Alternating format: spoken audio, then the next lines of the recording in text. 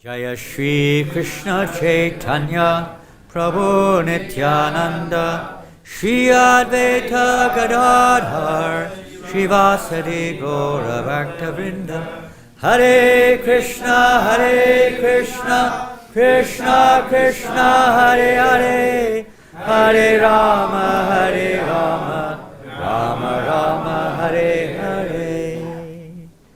Jai Shri Prabhupada. Welcome everybody, thank you for coming. This evening, if I'm not mistaken, we're on chapter 6, and I believe it's text 40, or is it 40, or what is it? Text 40? 40? And I got a message that we've already gone through this verse partially, is that correct? Yes. Maybe last night. First paragraph, so there's no harm in reading the first paragraph again, I don't think there's a law against it, hope not.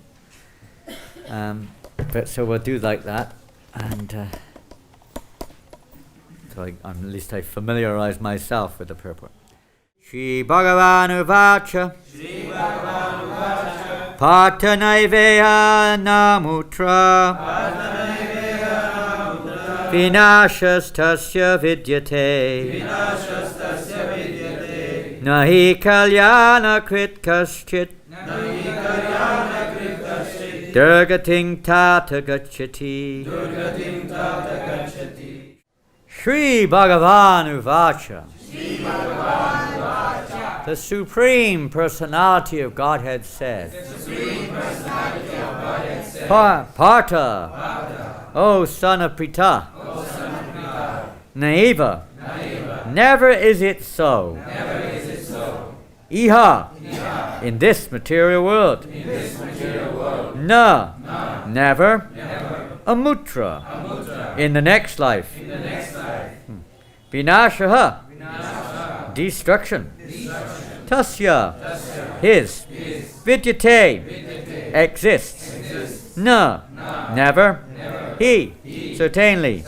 Kalyana Krit, one who is engaged in auspicious activities. Kaschit, anyone. Durgatim, to degradation. Tata, my friend. Gacchati, goes. Translation and purport by His Divine Grace Srila A.C. Bhaktivedanta Swami Prabhupada.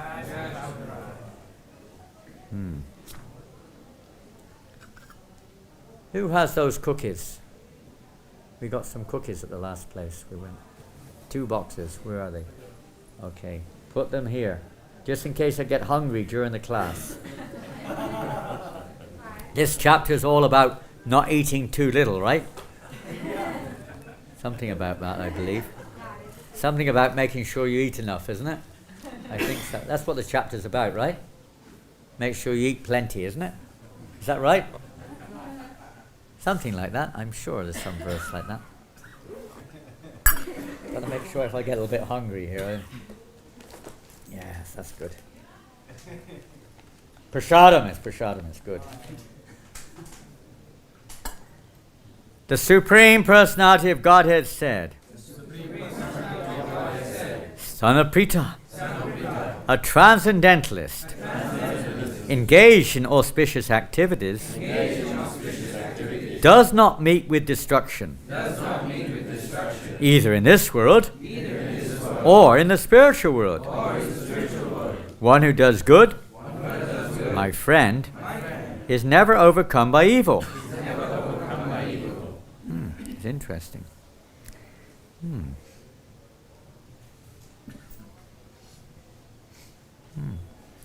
Purport.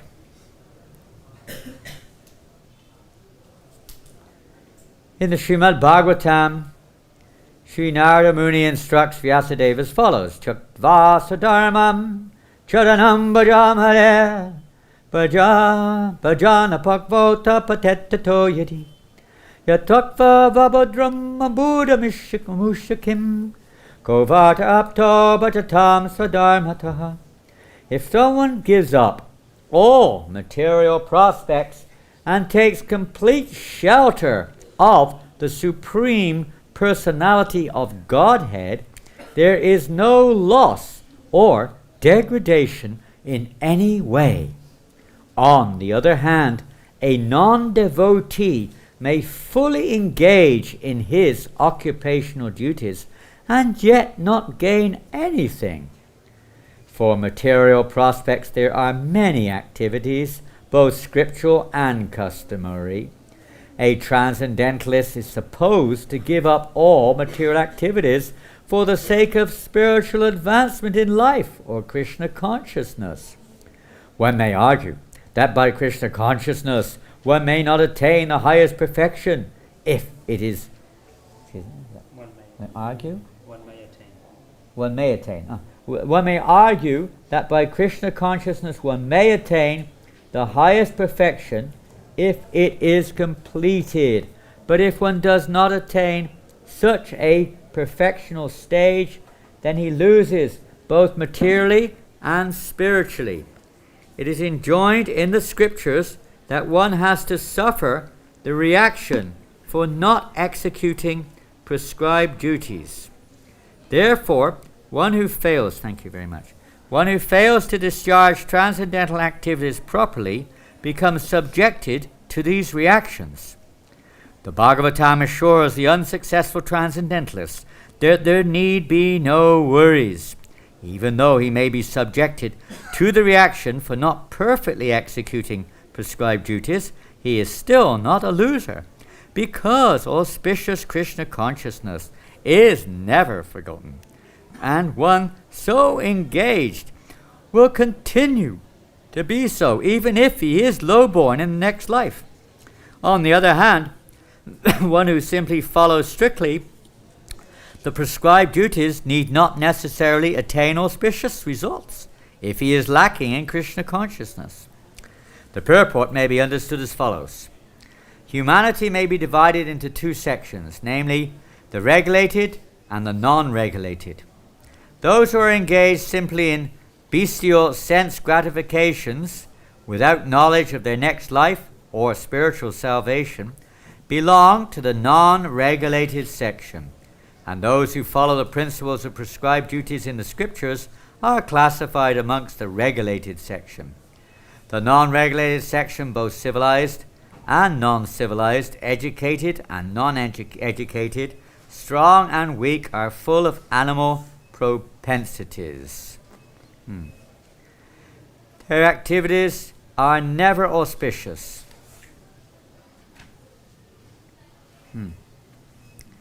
Because while enjoying the animal propensities of eating, sleeping, defending, and mating, they perpetually remain in material existence, which is always miserable. On the other hand, those who are regulated by scriptural injunctions, and who thus rise gradually to Krishna consciousness, certainly progress in life. Those who are following the path of auspiciousness can be divided into three sections, namely the followers of scriptural rules and regulations who are enjoying material prosperity. 2. Those who are trying to find ultimate liberation from material existence. And 3. Those who are devotees in Krishna consciousness. Those who are following the rules and regulations of the scriptures for material happiness may be further divided into two classes: those who are fruitive workers and those who desire no fruit for sense gratification. Those who are after fruitive results for sense gratification may be elevated to a higher standard of life, even to the higher planets, but still, because they are not free from material existence, they are not following the truly auspicious path. The only auspicious activities are those which lead one to liberation. Any activity which is not aimed at ultimate self-realization or liberation from the material bodily concept of life is not at all auspicious. Activity in Krishna consciousness is the only auspicious activity, and anyone who voluntarily accepts all bodily discomforts for the sake of making progress on the path of Krishna consciousness can be called a perfect transcendentalist under severe austerity. And because the Eightfold Yoga system is directed toward the ultimate realization of Krishna consciousness, such practice is also auspicious, and no one who is trying his best in this matter need fear degradation. End of the purport by Srila Prabhupada. So, Hare Krishna. The beginning of the clarification by Krishna of this doubt of Arjuna. Bhagavad Gita, Arjuna presents many doubts. Doubts are likened to demons. Earlier on we hear this. They're just like demons which have to be slashed, destroyed with a weapon of knowledge. Knowledge is just not just a theoretical, armchair kind of a subject matter. It means knowledge which is, as this purport clarifies, knowledge which is practical, knowledge which is relevant. No point giving knowledge to somebody who's not able to understand or apply it. It has no value. The whole Vedic structure, the whole human society is meant to facilitate the gradual elevation of the soul towards, as Prabhupada says here, auspiciousness. Genuine, Rupa Goswami defines Krishna consciousness as all auspicious, most auspicious. It's not just relatively, people use the word auspicious in material terminology, but here in reality it's not really auspicious, because the so-called auspicious or inauspicious in the material sense of the word are only just another side of the same coin. They do not actually release the soul from this samsara cycle. They may elevate us to a heavenly planet. Many references are here of different levels of living entities: civilized, uncivilized, regulated, unregulated, fruitive, those who are aspiring for fruitive results, following some religion, but they're doing it in order to get some material returns, others to get liberation, and others just to literally awaken their love of Krishna. So there are so many different levels, and different rules are there for different persons. Vedas are full of different, directives, and some people don't know which is relevant to them. It's quite confusing, isn't it?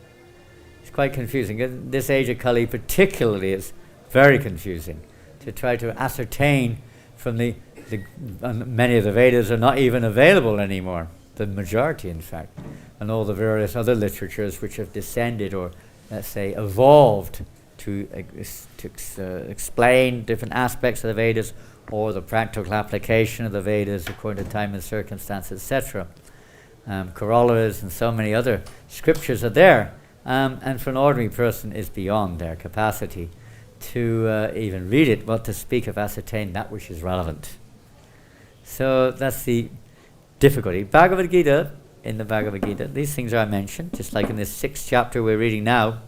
There seems to be emphasis on the practice of Astanga Yoga and Jnana Yoga, controlling the senses through the eightfold mystical process, or other means of yoga, controlling the mind and trying to, withdraw the senses from the sense objects and be steady, fixed, undisturbed, and so on and so forth, and seeing everything equally.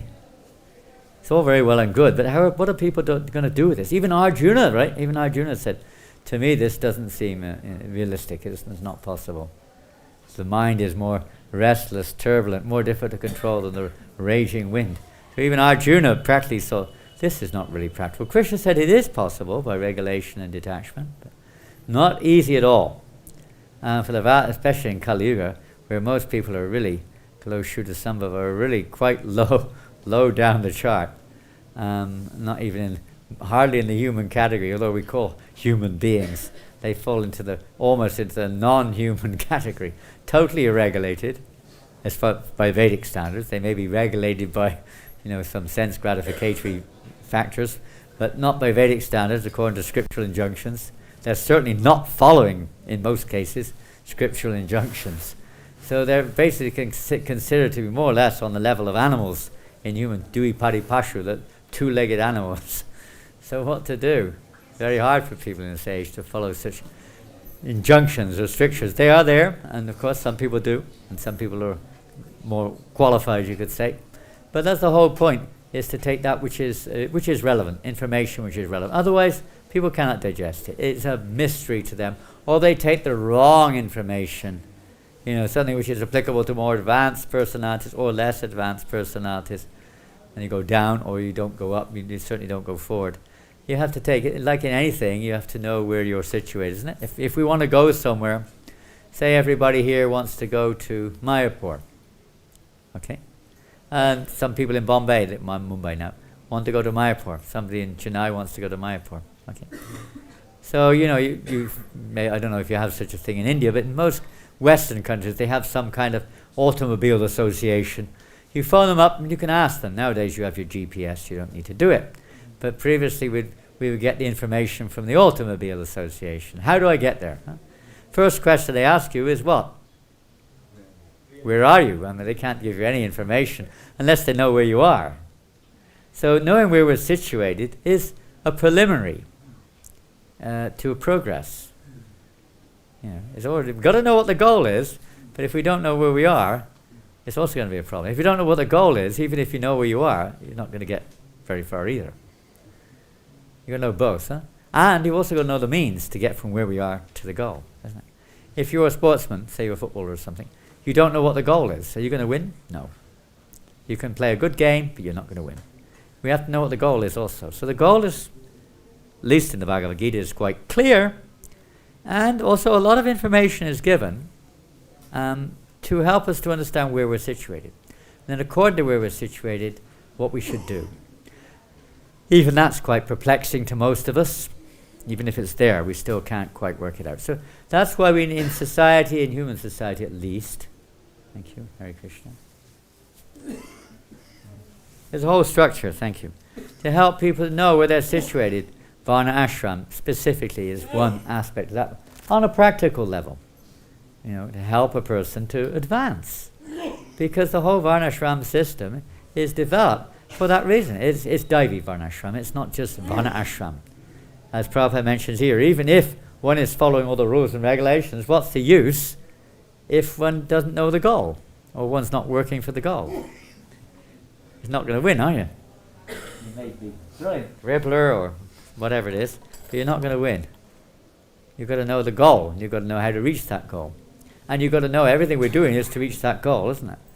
That's the point of all that we're doing, is to reach that goal. Otherwise there's not much point, as the Bhagavatam says, huh? Dharmas Pranushitak Pungsham Vishvaksena Katasya No Pariyarya Devading Shrama Eva Kevalam. All the activities we may perform, they may be nicely done, even according to scriptural injunctions. If they don't awaken attraction towards the personality of Godhead, they're Shrama Eva Kevalam. Prabhupada would say that about religion. And we also have to question ourselves. Let's not be some kind of holier than thou guys. We have to question ourselves. Are we actually achieving it? If we're not, then we have to see and look to see why. We should be developing our attraction towards Krishna. If we are becoming more attracted to sense gratification, we really have to ask a question. This whole 6th chapter is, isn't it, is geared towards, definitely not towards material sense gratification. Quite the opposite, isn't it? Strongly, even the desire for sense gratification. Okay, you can say sometimes when we clean a house, you come across dirt you never realized was there. That's a fact. But we don't, therefore we have to, maybe that comes up sometimes, dirty thoughts which we never realized were so ingrained in our subconsciousness may come up. Have you ever made ghee from butter? It's not so common nowadays, but I remember when I first joined the temple in the early 70s, that was how we got ghee. We couldn't get ghee in England. It was not very easy. You could get it, but it was very, very expensive. But we would get butter from the surplus, butter surplus, very cheap if not free. And we would turn it into ghee. So what do you do? How do you do it? Pardon? Pardon? Boil it, yeah. You boil it. You can churn butter, maybe you can also do that, it's a long process. But in the West, we're too lazy for that. You boil it. But you got to be a little careful. But if you do it properly, you boil the ghee. Don't burn it. You boil it at a certain temperature, right? And you leave it for quite a while once you get the right temperature, isn't it? What happens? You've got this kind of butter. You can't see through butter, right? Imagine if you've got some butter you could see through it. You probably think something wrong with this butter. You can't see through butter. So you put it in the pot, maybe you've got 20 sticks, you put them in the pot, and you boil it. And what do you do? What happens? Yeah, gradually things separate, don't they? It's amazing. See, that's what happens. When you boil the milk, or boil the butter in this case, things start to separate. So in our Krishna consciousness movement also, when we turn the temperature up a little bit, things start to separate. Things become clarified. What is ghee called? Clarified butter, right? It's like that. Clarified consciousness. So, but in the meantime, you're going to get a lot of cloudy. You might get a lot of clouds coming up, right? When they churn the ocean of milk, right? Right? They churn, wasn't it? Is that what they did? Demons and demigods? All sorts of things came out, didn't they? You couldn't see them. But they started coming out. Good and bad, all sorts of stuff came out. All these things may come out, materially speaking, auspicious or inauspicious. All sorts of things may rise. Some, when you do the ghee also, some of it sticks to the bottom and some of it goes to the top, right? Isn't it? Later, I'm sure many of you are also familiar with that. If you have a mobile phone, I guess you do. I haven't met a person for a long time without one. But if you could put it on some quiet mode or something like that, if you could, please. If you can.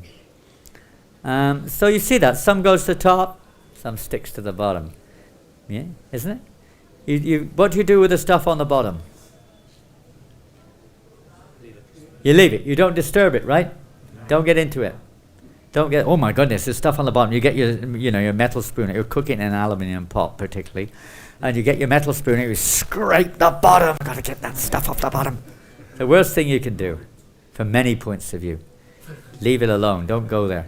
And the stuff on the top, what do you do? Scoop it off, right? Scoop it off. And gradually, over hours and hours maybe, the ghee gradually becomes purified, clarified. Takes a little time, patience. Or you can go to the shop and just buy a tin these days of ghee. You don't waste your time. Or it's not a waste of time, but you don't use your time like that. So like that in Krishna consciousness, we got to, some stuff you don't go there. It's there, you just keep away from it. And some stuff you have to scoop off. But you've got to expect there's going to be some things like that cropping up. It takes a little time to clarify our consciousness. And you can't see the dirt in the beginning, but once you start boiling a little bit, then it may manifest. Huh? Keep boiling. Don't get, oh my God. Oh no. Oh, I didn't know I had that desire. Oh no. Before I chanted Hare Krishna, I never thought like that. Oh. It's not exactly a result of chanting. It's just that the devotional service reveals these good and bad things inside us, We've got to go beyond that. Don't get stuck up with it. Don't get stuck in it. We've got to keep boiling and go beyond it. It'll eventually, as I say, the conscious will clarify. Some stuff will be scooped off, some stuff will be left behind. Because when you pour the ghee out, you don't pour the crud on the bottom either. It gets stuck to the pan. It's stuck to the material left behind in the material wood. Hari Bol. So we have to, be a little bit resilient, a little bit patient, a little bit determined, and follow the relevant path. Not too hot, not too cold. If it's too cold, it won't boil. If it's too hot, you might burn it. Right? You've got to know what is relevant, what is right for us, what temperature. At this point of where I'm on the journey, what is relevant. Now, the wonderful thing about this age of Kali, and there are maybe a few other wonderful things about this age of Kali, but there's one very wonderful thing about this age of Kali, and I can think of at least several, but can you think of one or two wonderful things in this age of Kali? Pardon? Very easy. Wasn't it wonderful? The boiling process is very easy. And no matter who you are and what level you're on, I can't stand on my head for more than about a split second. Then you have to call the doctor probably.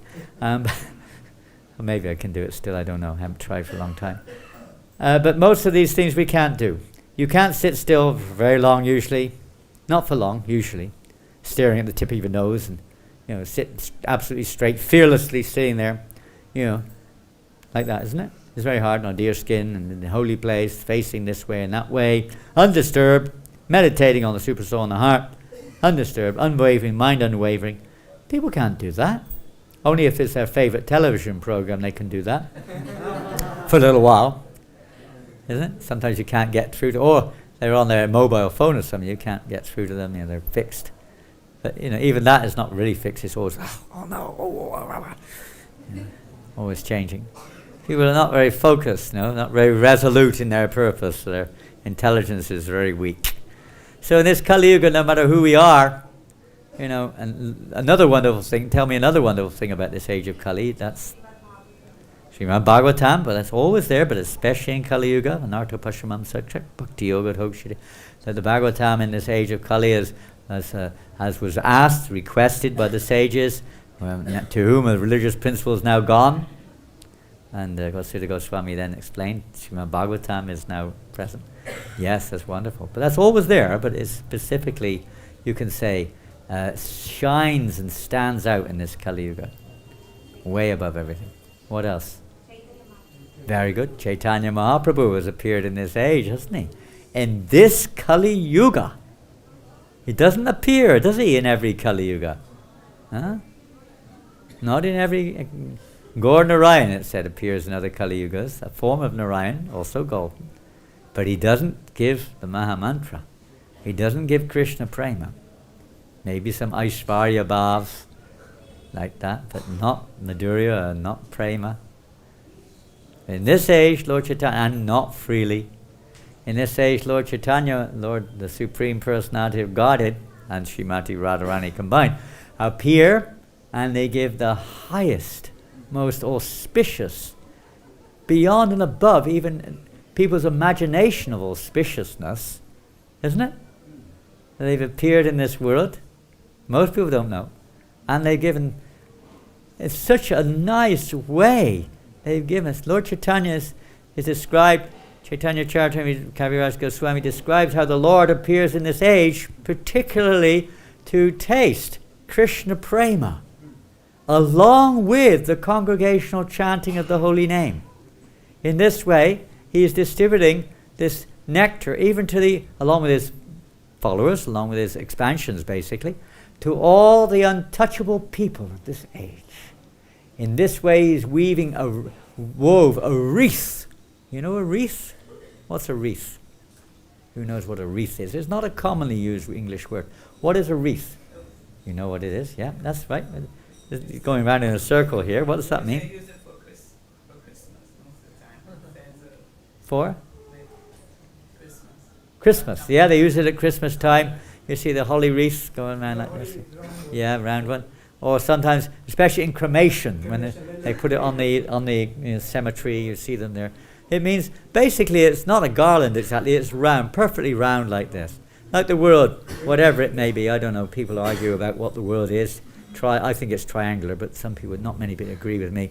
Some people think round, oblong, flat, whatever. It doesn't matter. Lord Chaitanya Mahaprabhu, it's not really important, is it? Lord Chaitanya Mahaprabhu, he wove a wreath of the holy name and Krishna Prem with which he garlanded the entire material world. Okay? No matter who you are, you can be a dog, a hog, a camel, an ass, or even a human being. Even the humans are not even excluded. They're also included. Although they're probably the most fallen of creatures on the planet in general, right? Can't get much lower than most human beings on this planet. Really speaking, I mean, it's a fact. But nobody's excluded. Every single person, and I wouldn't be surprised if every single entity maybe, but at least human beings on this planet has in some way or another been touched by the mercy of Lord Chaitanya. Some way or another. We may not be able to see the effect, as mentioned here. It may take time. It may take time. It may take lifetimes. But the seed has been planted. And as Krishna is saying here, it is never forgotten, Prabhupada is saying, never forgotten. It will bear fruit because it's really auspicious. Not like the material auspiciousness, which has a beginning and an end. And once you've got the result of it, it's over, isn't it? Whatever it is, isn't it? Karma works like that. You do some good work, you get a good result. but it's over after some time. Bible gives the example, it's not exactly auspicious. You're working all year long. We used to, many of us grow up like this. You know, all year long your parents work in a factory or an office or something, collect a bunch of money, and for 6 months we're like meditating on where to go for our holidays, right? We used to meditate on the Spanish Riviera. I used to love those holidays when I was a kid on the Spanish Riviera. Because my father worked in the railways, so we got free train tickets. So that's where we were able to go. And Italian Riviera. Didn't like the French Riviera at all, but the Spanish one was nice. And we say, Mom, I want to go there. They had to work all year. And then we go on holiday 2 weeks and hope it didn't rain. And then we come back after 2 weeks and back to normal again. Didn't last long. And look forward to Christmas. And then after Christmas, you look forward to the holiday. That was the year. My birthday was close to Christmas. I had another little one near Christmas. And then we look forward to the summer holiday. Yes. Material life, huh? It doesn't last. You say, oh, very auspicious. I'll call it something else, whatever. But it doesn't last. But real auspiciousness lasts forever. You never lose it. It ever increases. Material world, even good karma, only goes, so what? And it goes down. Up and down. Samsara, around a merry-go-round. But spiritual auspiciousness is eternal. And it's ever, ever increasing. If you read the earlier verse, talking about the state of consciousness of a transcendentalist, how the joy is everlasting and ever, there's unbounding, isn't it? It has no limits. It's not like in the material world, you know. Everything has a limit. You can drink. How many of you drink liquor? I mean, how many here drink? How many pints can you drink? Oh, liters maybe here. How many liters can you drink? Huh? Nobody? You don't drink liquor? No liquor here? No? What's wrong with you guys? Huh? Charnamrita, okay. How many liters of Charnamrita can you drink? We have this, what is it, on Balaram Rasayatra, we have this Varuni beverage. Huh? I know how you do it here, but we make this Varuni beverage in some countries. It's so rich. Oh boy, it's more intoxicating than Guinness Stout. It's so good. You know, so good. Huh? You know, this Abhishekam gel they offer during festival time. Some Abhishekam is there. It's so heavy with ghee and all that you cannot drink 4 or 5 glasses more than that. Really? You've done it already? 4 or 5 glasses? How did you feel after 4 or 5 glasses? Totally raw. Totally what? I thought I would vomit. Vomiting? Oh my goodness. That's the result of taking Charnamrita?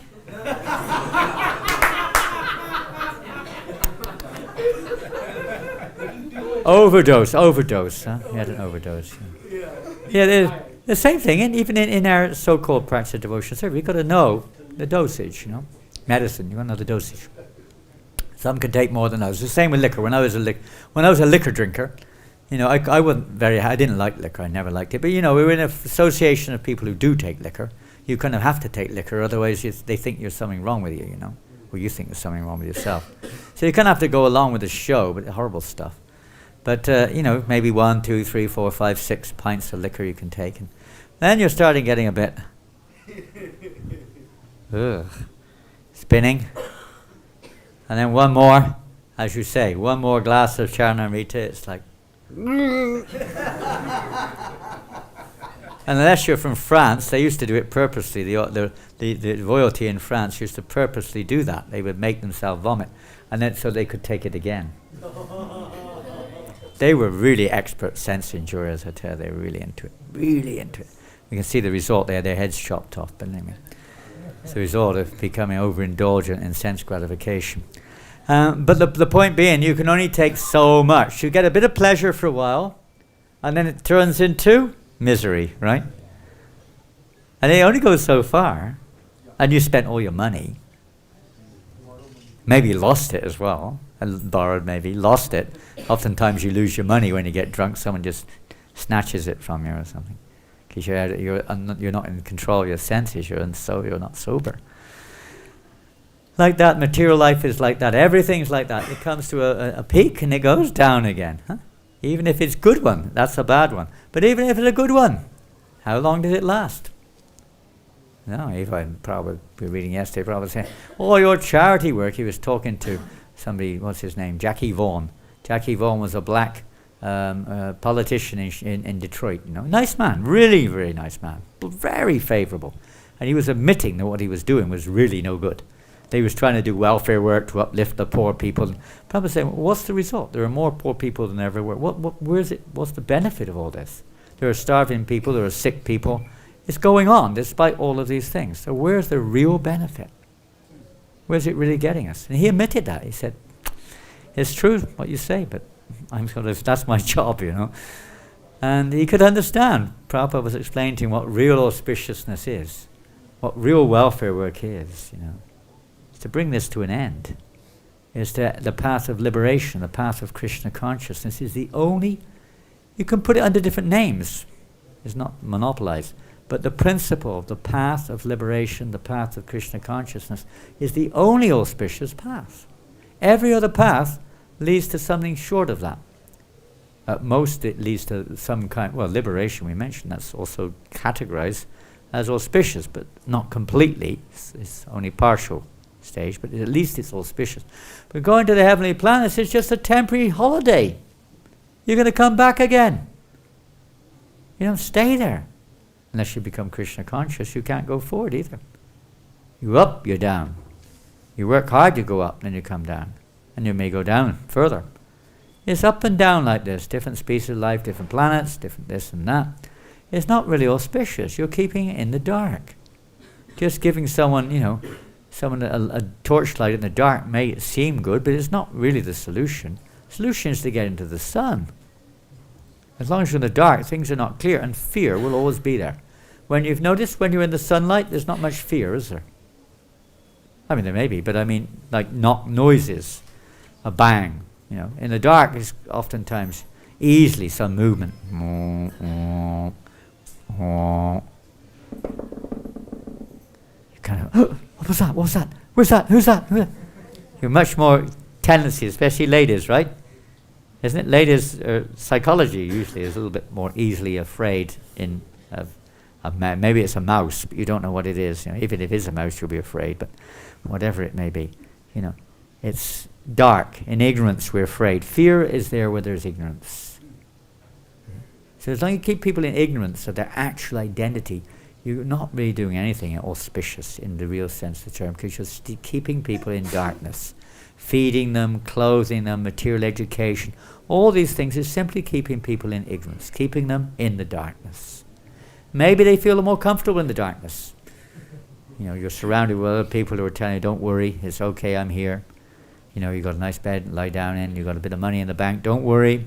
The doctor will come and help you if you have any problems. The police force are here to give you trouble. To help you out, I mean. Don't worry, the government's here. They'll look after all your needs as long as you pay them all your money in tax. They'll look after all your needs once you're dead. No problems. And so on and so forth.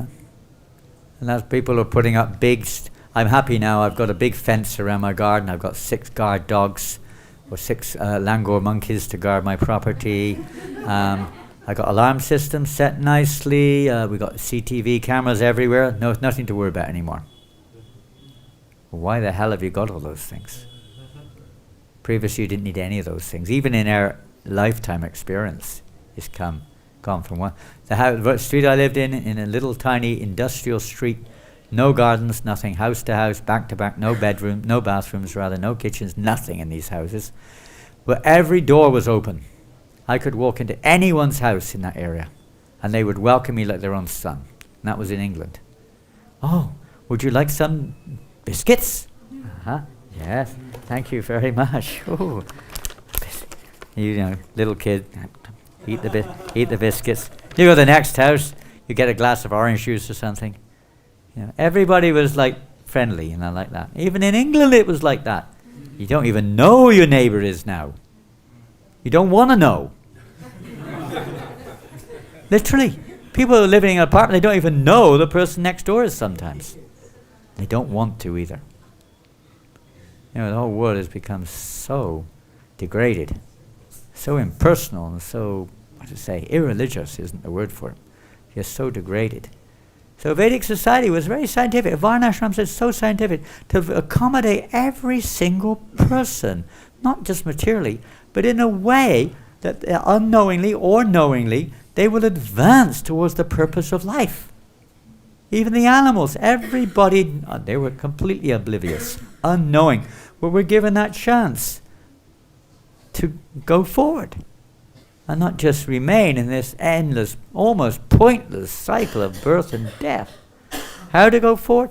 Because the society was arranged like that. The head was Krishna conscious. It's like our body. If the head is Krishna conscious, the rest of the body is going to act accordingly, right? If your head's full of garbage, the rest of your body is going to be engaged in garbage. Isn't it? And we were talking, say, allegorically or something. It's like that. So the head of society was Krishna conscious. Otherwise it's a useless society. Useless. It may look good. That's why the whole Battle of Kurukshetra was fought because of that, basically. Duryodhana was a great manager materially, as good as anyone, but he wasn't a devotee. So what gain is there? No real benefit for the purpose of human life. It's not just to enjoy the senses. Most people think the goal of life is sense gratification. Is it? One form or another, right? Sense enjoyment. You've got to satisfy your senses and our senses. Kind of within the hour, you've got to satisfy your. But that's not the goal of human life. It's to satisfy Krishna's senses. The Varnashram system's given by Krishna. Chaturvanya Maya Shishtam. Isn't it?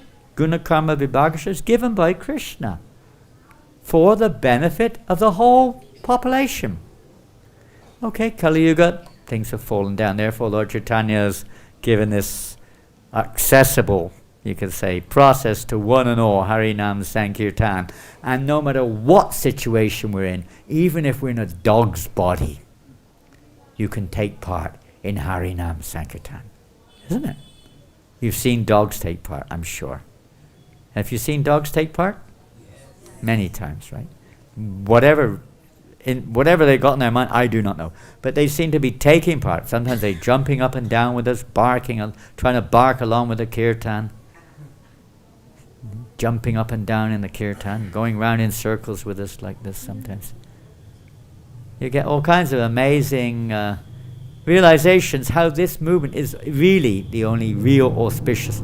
Others may seem auspicious for little few people here in a certain position, but this Sankirtan movement is auspicious for every single living entity, and even the non-moving ones. Haridas Thakur said to Lord Chaitanya, they also benefit from this Harinam Sankirtan, the loud chanting.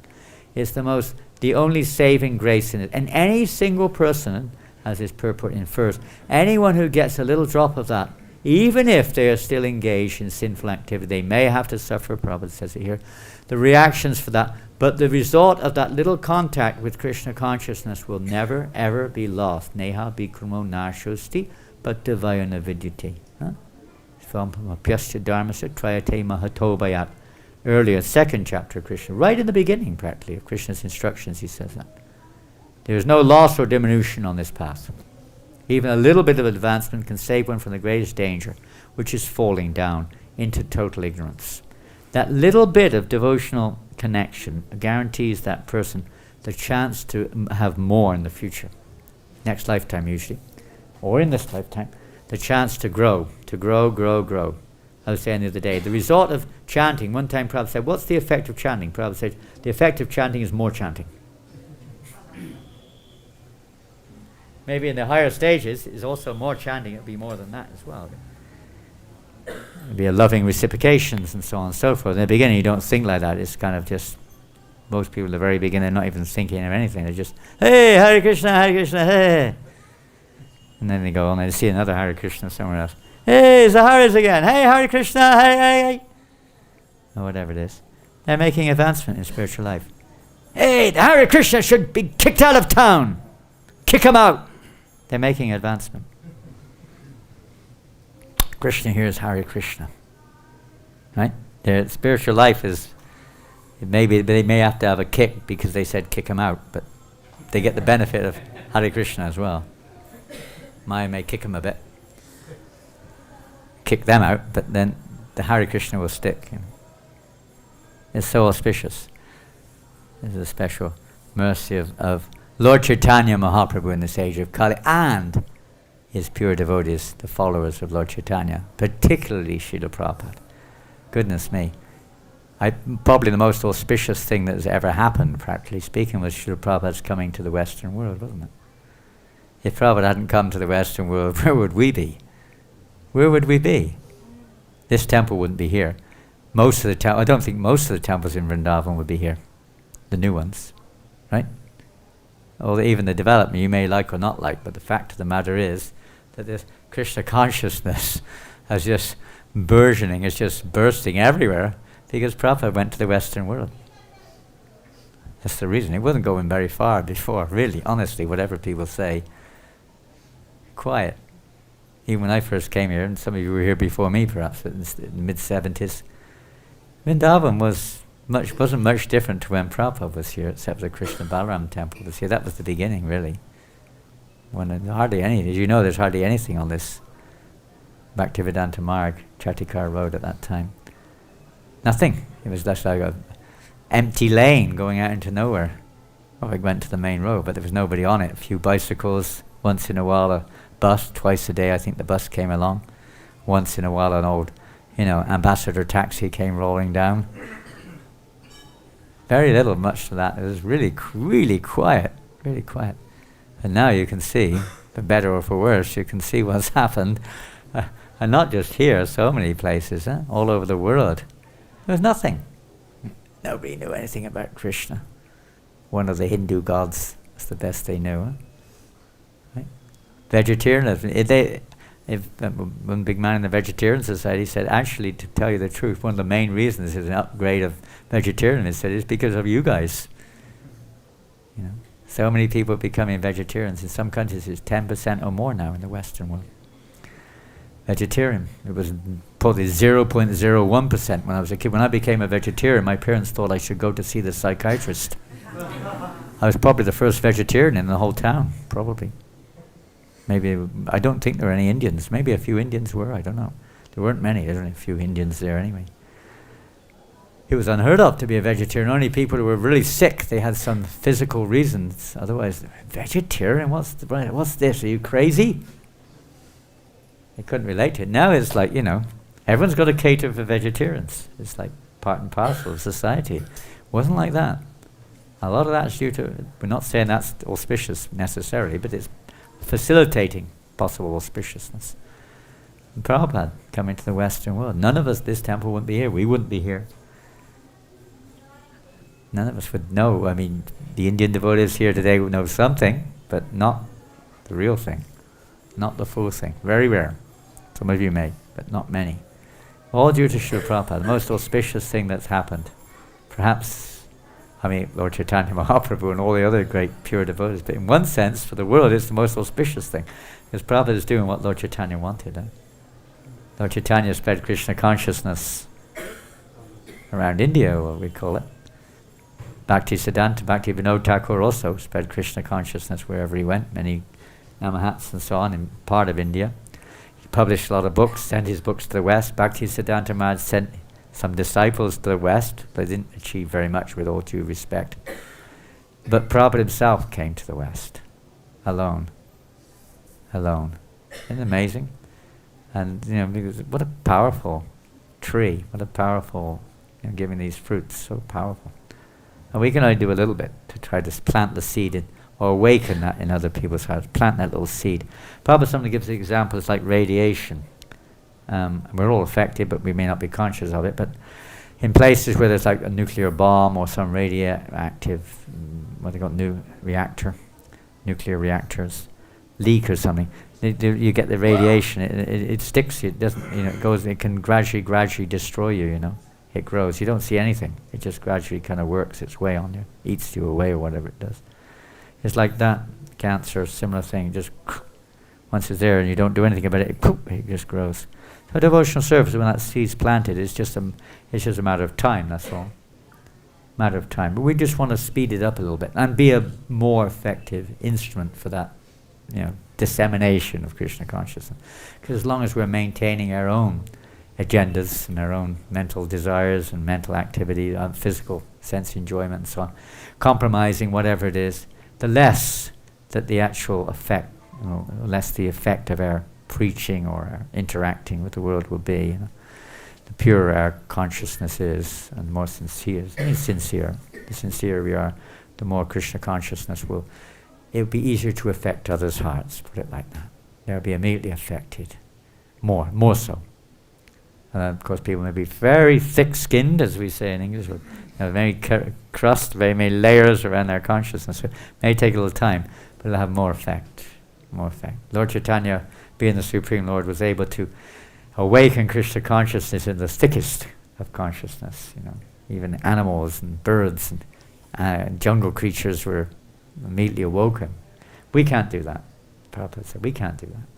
But at least we can try to awaken Krishna consciousness in other human beings. So now is a great chance to spread this auspiciousness and give everyone a chance at least of not wasting their human life by getting some degree of Krishna consciousness. Next month, December is coming upon us, it's the Prabhupada Book Marathon. And it's a great chance for all of us. We do need sometimes a little bit of, what do you call it, a little bit of incentive, a little bit of something to inspire us to go ahead. So it's a great chance for everyone, however small it is. Take part in this. We always used to please Prabhupada, to please Krishna. Distribute Prabhupada's books, Bhagavatams, other books, which are expansions of the Bhagavatam, for the benefit of the whole world and to create auspiciousness. Srila Prabhupada writes in the 4th canto Bhagavatam somewhere there, in Dhruva Maharaj, I think. No, it's the history of King Prachini Barishat. King Prachini Barishat, Puranjan, right? In that history, how King Prachini Barishat was performing sacrifices here, there, and everywhere, and so on and so forth. Prabhupada said we should also learn from this and perform one sacrifice after the next without a break. And he's talking about Sankirtan. He's talking about Sankirtan Yajna should go on, non-stop, one after the next, after the next, after the next. In this way, we'll create auspiciousness in the world and bring peace and unity in the world, because it raises people to the spiritual platform. We no longer see each other on the bodily platform of discriminating according to our material karmic conditionings, but help us to rise to perception, change of perception, bring about real auspiciousness, not auspicious for some and at the cost of others, but to raise everyone. And we don't have the Varnashram system, unfortunately, in place, but maybe some God-inspired persons will be able to move forward more on that in the future, selflessly, for the benefit of everyone. But at least we have the Mahamantra, and we have Prabhupada's books, and we have prasadam to distribute everywhere. So take this up. It's auspicious for every whole world. Create auspiciousness so that everyone can begin, if not continue, with their path back to Godhead and not have to take birth again. Even if they don't follow up on it, they get no loss, is there? No loss. Devotees, many times devotees drift away after some time, sometimes very short time, sometimes a long time for various reasons. We get captured by that rising crud in the ghee and we go floating off into the wilderness somewhere for some time, but not for long. I've seen personally experiences so many devotees who drifted away maybe 20, 30 years ago. You see them coming back in. One devotee came up to me and said, "Hari Boma, Maharaj, do you remember me? This is I can't remember his name now. Something like that. I haven't seen him in 35 years. Been away, and I've come back. First time, some devotees, first time in 30 years in Vrindavan. Wow! Back again, back home again. You can't leave." Probably even said that one time. He said, "You may think," so one devotee was saying, "Srila Prabhupada, sometimes devotees, they leave ISKCON." Prabhupada said, "No one leaves. No one leaves. You may think like that, but my initiative is no one can leave. You may go like a child sometimes goes home, but the parents, they've never really left home. They're still there. Just a matter of time on a lease. We're going to come back." This is the mercy of Lord Chaitanya and Srila Prabhupada and pure devotees. They just want everyone, Vasudev Datta, everyone to go back to Godhead. We can't see what's going on. We only see the body. We think, "Oh no, nothing's happening." You don't know what's going on spiritually. This body is just, a dress. It's not the soul. We can't see what's happening. Krishna can take everyone in the universe back to Godhead in this very moment if he wants, and you won't notice any difference. That's what he said. When Vasudeva was willing to stay and suffer forever, let everyone go back to God, he said, just by your desire, this is going to happen. But you won't notice any differences because the whole universe will be filled up again with appropriate dormant living entities who will fill up all the various bodies. And they won't know anything's happened. We're thinking on this body still, but it's not like that. Amazing. Krishna can do anything. We can't see. Prabhupada, I remember in San Francisco, I wasn't there, but one of my favorite quotes. I think it was 74. At the Rath Yatra, Prabhupada was maybe 5,000 or 10,000 hippies at the Rath Yatra. All hippies, probably mostly intoxicated. Some of them not even dressed very well.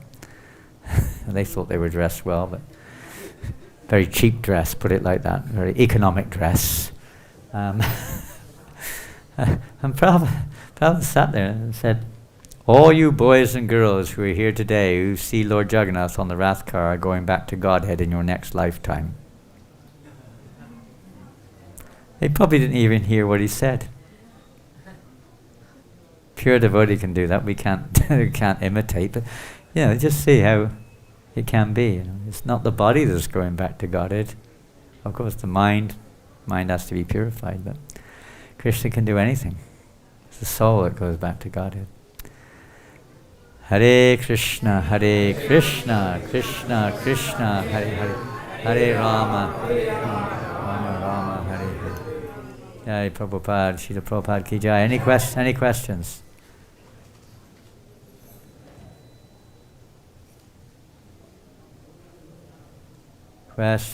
Questions? Yes. Gauranga Prema. Have you got Prema from Lord Chaitanya? Microphone. It's a microphone. We've got a mobile phone, but we have no microphone. Yes, broadcast live. Well, you can ask loud and I'll repeat it. Okay, you just ask, I'll repeat it, if it's not too long. You may have touched on the answer a little bit towards the end there, but maybe it'd be nice to hear more, because I've been wondering about this point. As Krishna says, you mentioned in the second chapter that there's no loss of diminution.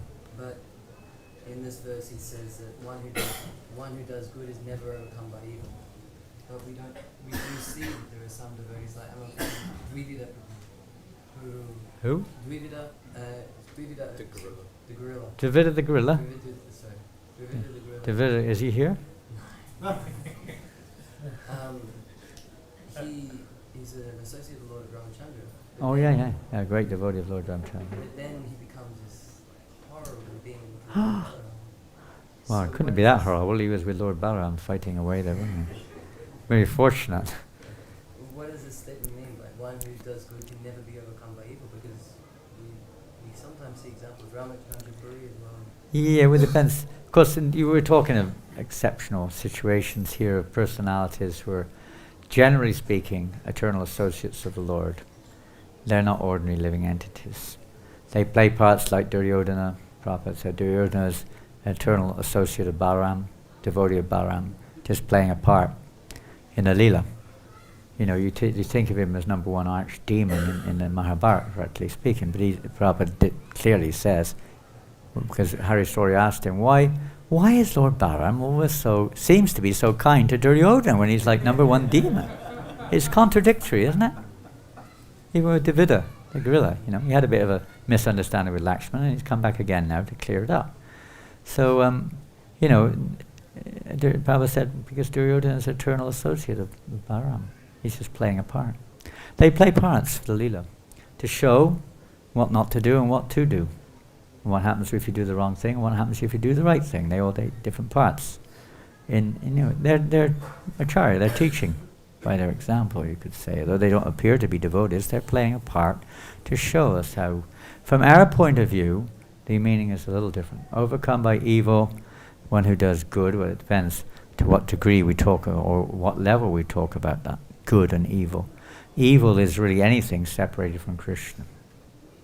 It's not a question of relativity of material good or evil. It's a question of anything which is consciously apparently done or seems to be done separately from the will of Krishna. That's evil. That's evil. So one who does good, and maybe saying do good, engage in devotional service, will never be overcome with that.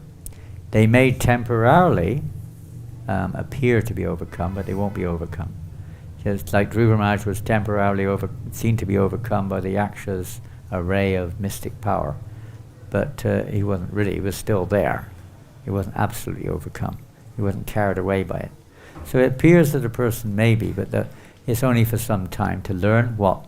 Is there a lesson? Krishna's teaching a lesson so that you get actually freed permanently from that tendency or that effect of the material world. But you're not fully overcome. You're under Krishna's proper states. When a person first comes in contact with Krishna consciousness, Krishna takes the hand. And if he places that devotee in the position or that person in a position which appears to be materialistic, it's all part of their actually coming out of the material world. They're on the path. So the material experiences which one undergoes are also part of that path to come out of the material world. In the Bhagavatam, in the 10th canto, 10th canto? Yeah, 10th canto, appears the Lord Brahma. How there it's described how that they appear to be just like ordinary reactions, material reactions, you're doing this and that. But the Lord arranges certain circumstances which appear to be karmic reactions, but they're not. They're actually the Lord's special arrangement to remove the last vestiges of the mentality which causes us to remain in this world of, separate consciousness from Krishna. That's the idea. That these things go on, and they're allowed to go on by the Supreme Lord, because even in our own movement things are going on. We wonder, why is this going on? It's being allowed to go on by Krishna because there's a lesson which we have to learn. Everyone who's involved in it has a particular lesson to learn. And our shortcoming, and until we learn that, we will continually experience a similar scenario, that there's no one else that is to blame for it. Nobody. Nobody at all. Only myself. And it's not that we blame ourselves necessarily, but we have to understand this is for a lesson for me to learn. Externally, things have to be done to adjust or to correct behavior, but internally we have to see it like that and not just blame the circumstance, blame the person, blame somebody like that. But we understand this situation is for my benefit. And one of our leaders, I was just with him just now, he's going through these type of things for a long time now. And he has a new mantra. He says, whatever happens to me is good for me. That's his present mantra. Whatever happens to me is good for me. He just keeps reminding himself. He chants Hare Krishna as well. Otherwise it's no good for even whatever it is. But it's for our purification. Krishna takes the hand. The living entity doesn't know what's going on. Just like a parent with a young child. Why are you doing that? Why are you doing that? It doesn't like what the parent's telling you. You can't play, you've got to do your homework, you've got to sit down, you've got to do this, you've got to eat, you've got to that. I don't want to do it. I don't want to do it. Why is it? Why are you like this? I hate you. I say to their mother. But the mother's maybe not in full knowledge, but she's doing what she thinks is best for the child or the father. Like that. So Krishna's doing that, but we may still be struggling and fighting against Krishna's will. But the will of the pure devotee is very powerful. Prabhupada's will. And my will is you deliver them all. So Krishna has to do something, whatever it takes. It may be a few kicks, a few knocks. You may have to learn the hard way, You may have to vomit a few more times before you give it up. I did. I think after about, I don't know how many vomits, but I eventually gave up taking liquor.